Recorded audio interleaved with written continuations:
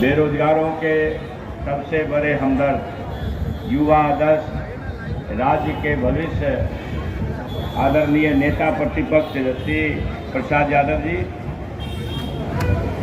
हमारे गार्जियन बड़े भाई राज पार्टी के अध्यक्ष जगदा बाबू, उदय बाबू,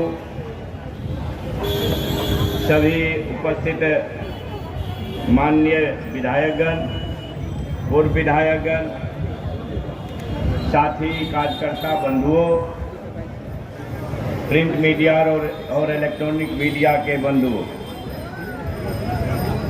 जैसे आप सभी जानते हैं कि 17 वर्षों के कार्यकाल में नियोजन की नीति शिक्षा विभाग में थी।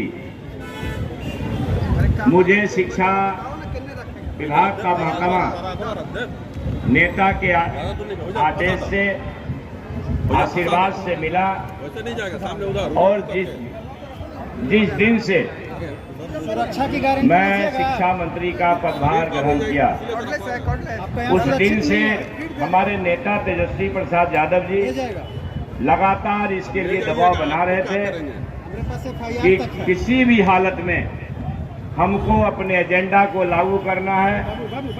10 लाख सरकारी नौकरी देनी है और ये अवसर है, और शिक्षा विभाग में ही 3 लाख से ज़्यादा लोगों की बहाली होनी है और नियोजन के दम से शिक्षकों को निकालना है, कॉन्ट्रैक्ट के दम से निकालना है। आप इसके लिए जल्दी जल्दी कुछ करिए। आप सभी को मालूम है 17 वर्षों से हमारे शिक्षक बंधु लगातार संघर्ष कर रहे थे कि हमें नियमित नियुक्ति चाहिए और 17 साल में नहीं मिली।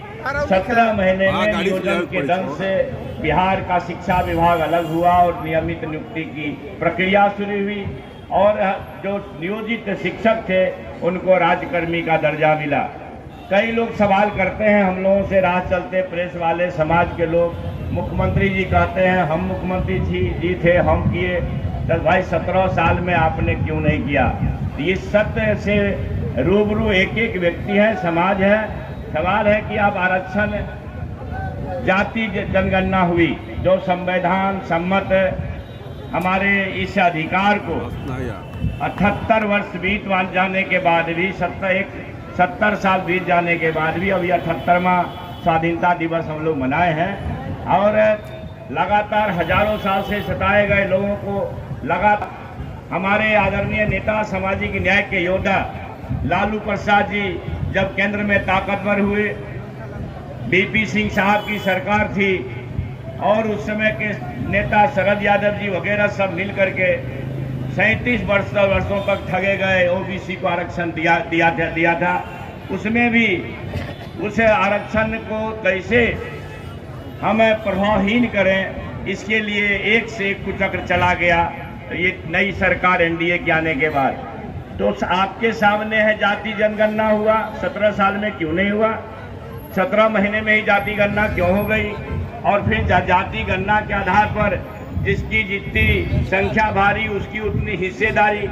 जब हम 65% दलित पिछड़ों का आरक्षण कर हमारी सरकार ने की और 10% ईडब्ल्यूएस का रहा, तो भाई आप 75% हो गए। और इसमें साजिशपूर्ण ढंग से, जिस ढंग से पैरवी कमजोर की गई अहमद न्यायालय में और जानबूझ करके साजिश किया गया।